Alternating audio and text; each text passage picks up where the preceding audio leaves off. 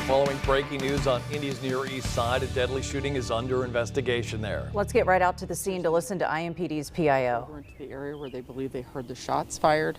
At that time, a run came out, reference a person shot at 3525 Brookside Parkway South Drive. Officers arrived. They located 3 victims here at the scene. The first victim is what is believed to be a teenage male, was transported to a local hospital where he remains in critical condition. A second victim, an adult female, was transported to a secondary hospital where, unfortunately, shortly after her arrival, she was pronounced deceased. A third female, whose age has yet to be determined, was here at the residence. IMS responded and pronounced her deceased here at the scene. Right now, this is the scene is still very active. We're still trying to gather as much information as possible.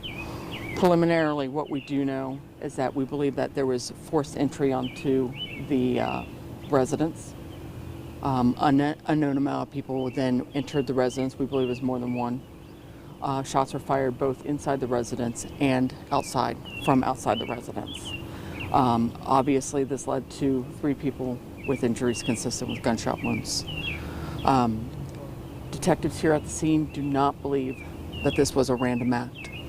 Unfortunately, they believe that these people were part of something, and that is yet to be determined exactly what they were involved in.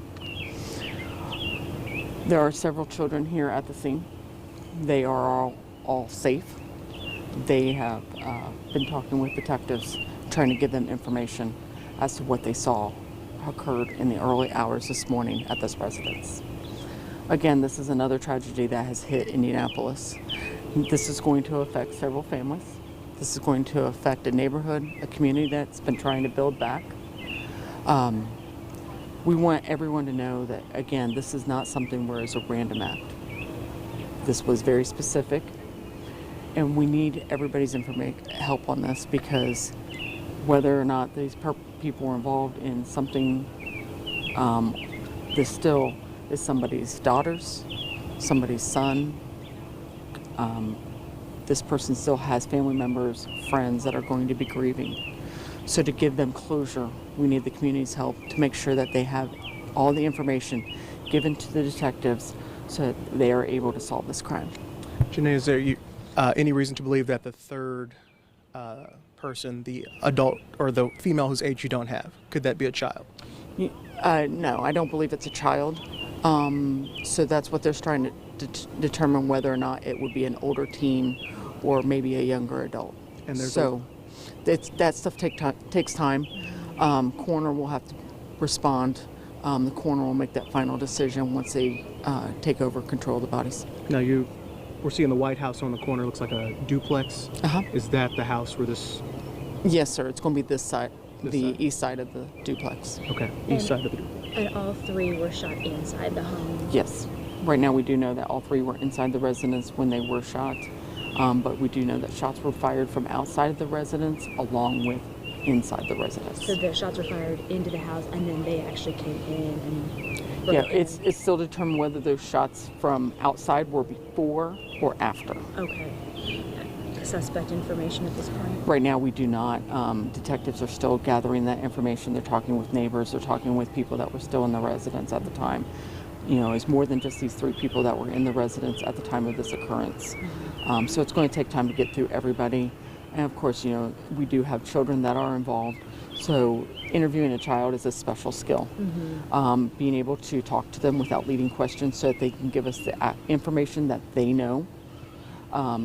That usually requires a forensic interviewer, especially for younger children. That takes time.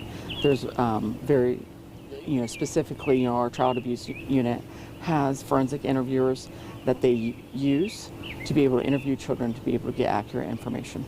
So I want to make sure, because we're coming up in a few minutes. So again, a teenage boy in critical condition at the hospital, a woman fatal. And All right, we're talking with Janae Cook right now. Here as we approach the 6 o'clock hour. She's giving us an update on what has happened here on the east side at the corner of Gale and Brookside. Inside of this home, a number of people, including children.